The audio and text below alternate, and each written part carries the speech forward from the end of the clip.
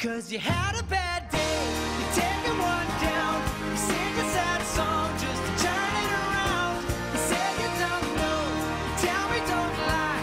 You work at a smile and you go for a ride.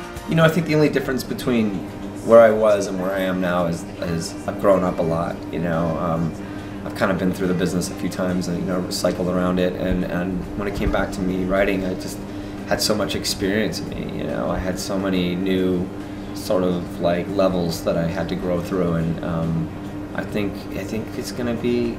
I think people are gonna like it. I mean, I hope they like it. It's been a long time since I've been back in the music career, so a lot of things have changed, you know. But I think the one consistency is that music is music, and it's not tangible, but it's something that you either love and it touches a chord with you, or it's something that just doesn't. You know, I mean, even just after listening to them, there was a few songs that I was like, it's making me happy, and it's all about escapism to me, so I hope people can escape through these new songs. You know? I don't write on an instrument. I write just from my head. I don't put my fingers down on the piano and strike a chord with what I'm doing. It's always been a dictaphone, a little handheld recorder, so I walk when I write. I walk downtown, I walk to the park with my dog, I just walk, and I have a headphone on, and sometimes I'll walk for miles and miles and days and nothing comes to me. But once in a while, I'll get sort of a hook of a line, and once I've had enough of that, you know, I don't necessarily have to have all of the song, but a good part of that song, then I'll put my hands down on the piano and start to write the song. But I've never been able to sort of sit down with the door closed like you suggested and drink something and light the candles and like, here we go. It's never worked out that way for me. Take me on, spin me around. We can laugh when we both fall down. Let's get stupid, dancing with Cupid tonight. It was kind of fun. I mean, I'm not a huge fan of making videos. I never have been. I've never watched myself in a video. I've never even seen the Bad Day video before, so. But it was cool, I guess. No, I mean, I ended up breaking my foot in 3 places when I ran into these rocks. I was running along the water line that I was supposed to walk, and I was in water this deep, and I didn't see the rocks underneath, and I broke my right foot in 3 places. So most of that video that you see me in was me in an excruciating amount of pain. I think there's a lot of like kind of, you know, that introspective sort of. I think people think they need to be tortured.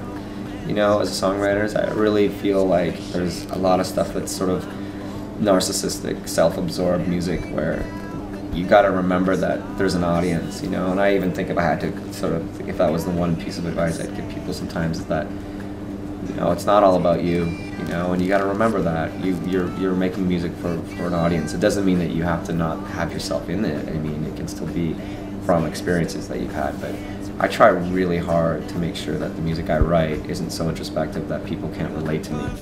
Part of me, you're the oxygen I breathe.